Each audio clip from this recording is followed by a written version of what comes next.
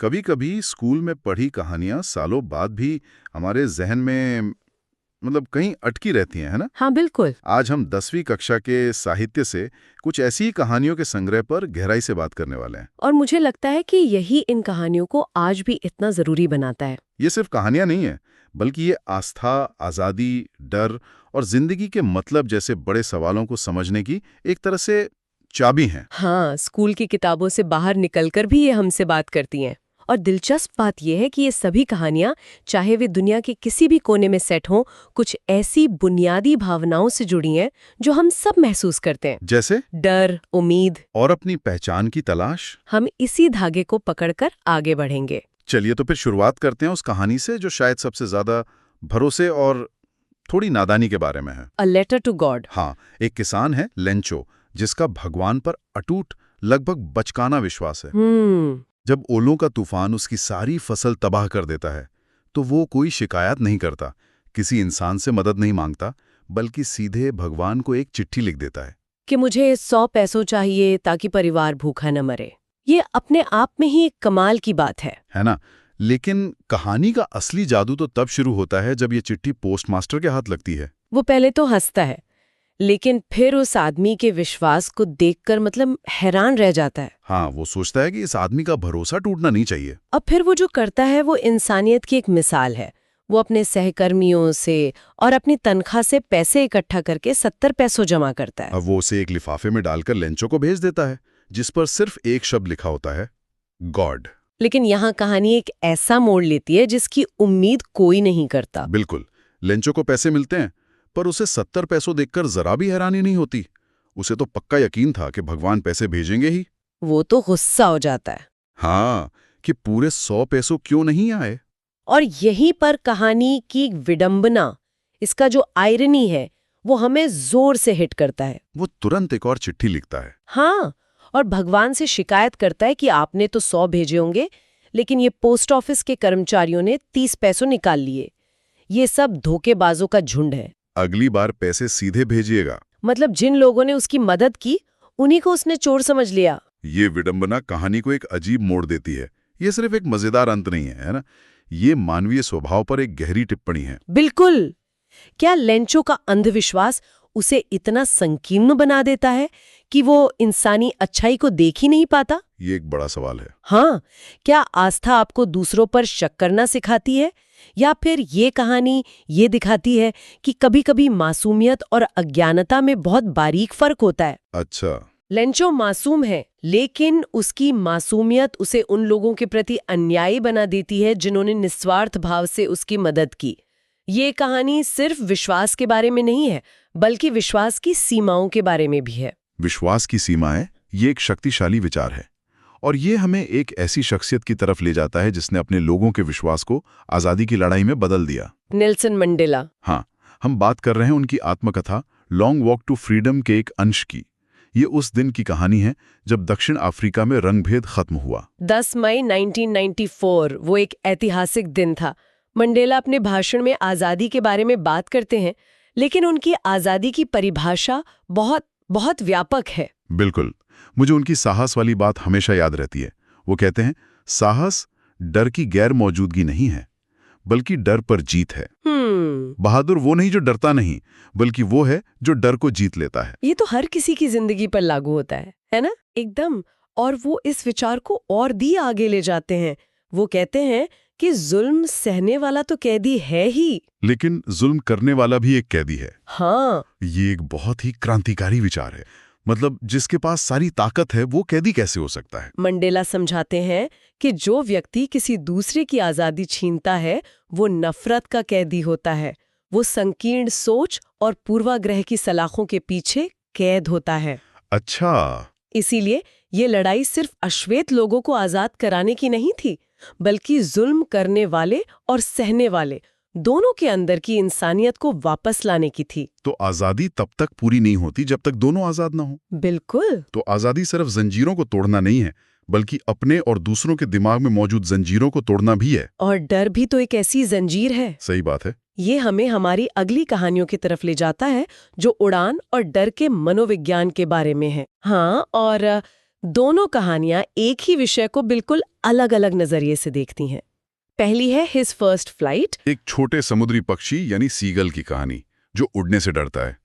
उसके भाई बहन उड़ रहे हैं, लेकिन वो चट्टान के किनारे पर खड़ा कांप रहा है। उससे लगता है कि उसके पंख उसका साथ नहीं देंगे। उसके माता पिता उसे ताने मारते हैं, उसे भूखा छोड़ने की धमकी देते हैं, लेकिन कुछ काम नहीं करता। डर उस पर हावी है। फिर उसकी माँ एक कमाल की तरकीब अपनाती है।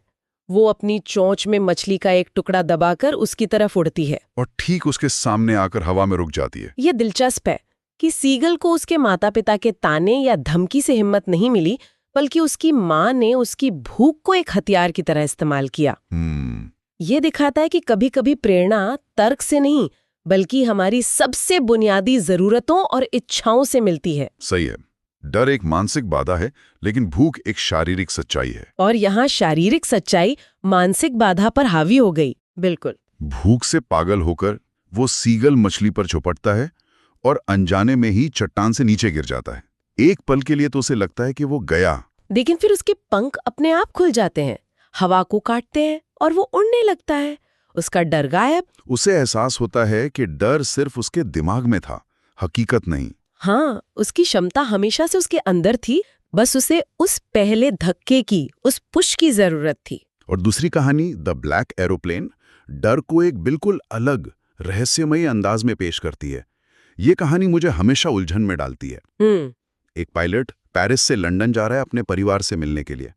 अचानक वो काले बादलों के एक भयानक तूफान में घिर जाता है। उसका कंपास, रेडियो, सब कुछ बंद हो जाता है। उसे बाहर कुछ नहीं दिख रहा। जब उसे लगता है कि अब सब खत्म, तभी उसे अपने पास एक दूसरा काला हवाई जहाज दिखाई देता है। और उस जहाज का पायलट उसे इशारा करता है कि वो उसके पीछे आए। बिना किसी उपकरण के वो उस अनजान पायलट पर भरोसा करता है और उसके पीछे पीछे उड़ता रहता है।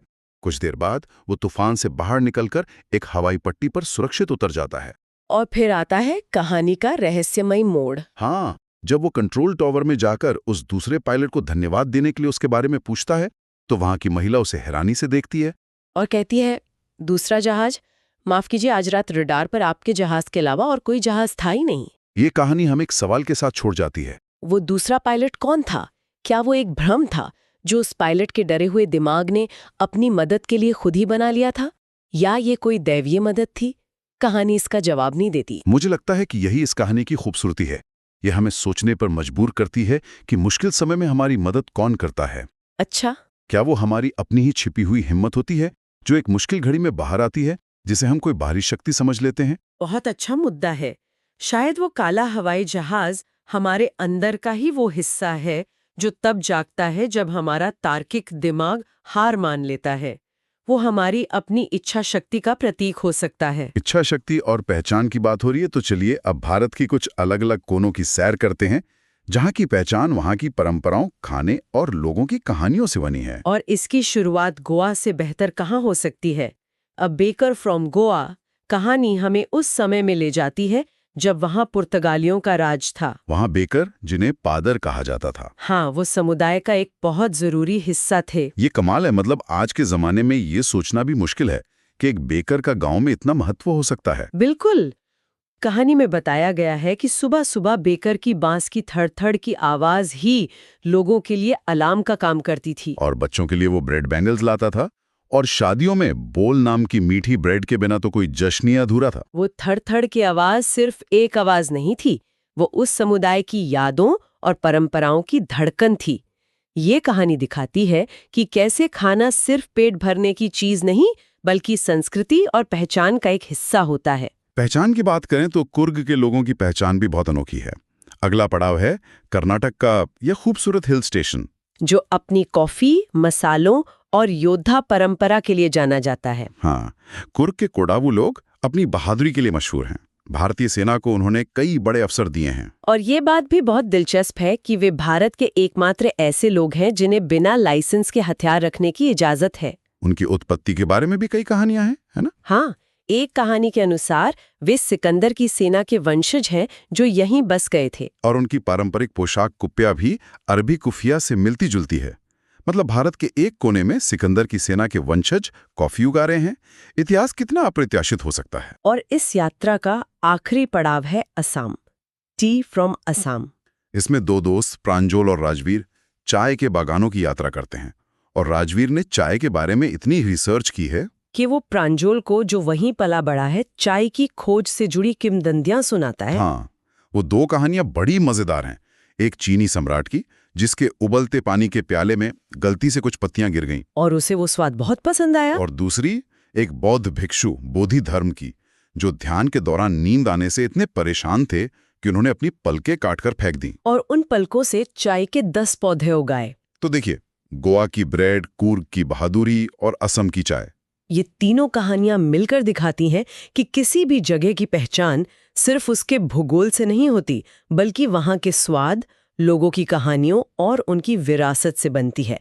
ये भारत की विविधता का एक खूबसूरत चित्र है। और अब हम अपनी अंतिम कहानी पर आते हैं, जो हमें जीवन के सबसे बड़े और शायद सबसे मुश्किल सच का सामना कराती है। मृत्यु। The sermon at Banaras.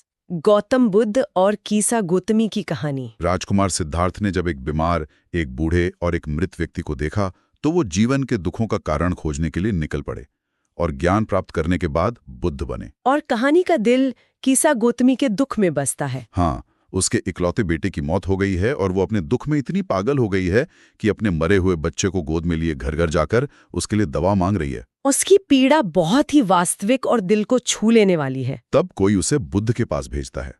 Buddha उसकी बात सुनते हैं और कहते हैं, ठीक है, मैं तुम्हारे बेटे को जीवित कर दूंगा, लेकिन तुम्हें मेरे लिए एक मुट्ठी सरसों के बीज लाने होंगे। लेकिन एक शर्त है। हाँ, शर्त यह है कि बीज उस घर से लाने हैं जहां आज तक किसी की मृत्यु न हुई हो। कीसा गौतमी को एक उम्मीद की किरण दिखती है और वो दौड़ पड़ती है। लेकिन वो जिस भी घर में जाती है, उसे एक ही जवाब मिलता है, हमारे घर में पिछले साल पिता की मृत्यु हुई थी, या हमारी मां नहीं रही। उसे एक भी ऐसा घर नहीं मिलता जहां मौत ने दस्तक न दी हो। और यहीं बुद्ध की शिक्षा की प्रतिभा दिखती है। बुद्ध उसे कोई लंबा चौड़ा भाषण नहीं देते। वो उसे खोज पर भेजते हैं ताकि वो सच्चाई का अनुभव खुद कर सके। जब कीसा गौतमी को यह एहसास होता है कि मृत्यु तो हर घर की कहानी है, तो उसका व्यक्तिगत दुख एक सार्वभौमिक सत्य की समझ में बदल जाता है। उसे समझ आता है कि वो अपने दुख में कितनी स्वार्थी हो गई थी। तो ज्ञान तब तक असल में नहीं मिलता जब तक उसे महसूस न किया जाए। बुद्ध उसे बस बता भी सकते थे, लेकिन शायद उसका कोई असर ना होता। बिल्कुल। और तब बुद्ध उसे समझाते हैं कि रोने और शोक करने से मन की शांति भंग होती है और दर्द बढ़ता ही है। जो बुद्धिमान है, वो जीवन के इस नियम को स्वीकार कर लेता है। शांति दुख से बचने में नहीं, बल्कि उसे स्वीकार करने में है। तो ये थी हमारी आज की यात्रा। इन यादगार कहानियों के जरिए हमने लेंचो के अटूट लेकिन संकीर्ण विश्वास से लेकर नेल्सन मंडेला की आजादी की व्यापक परिभाषा तक, और छोटे से पक्षी के डर पे जीत से लेकर बुद्ध के गहरे ज्ञान तक का सफर तय किया। ये कहानियां हमें याद दिलाती हैं कि साहित्य जीवन के लिए एक तरह का फ्लाइट सिमुलेटर है। Flight simulator. हाँ, ये हमें जटिल भावनाओं, नैतिक दुविधाओं और गहरे सच को एक सुरक्षित दूरी से अनुभव करने का मौका देता है, ताकि हम अपनी जिंदगी के लिए बेहतर तरीके से तैयार हो सकें। और अब आप सबके लिए एक विचार। द ब्लैक एरोप्लेन की कहानी में पायलट का बचाव एक रहस्य बना हुआ है।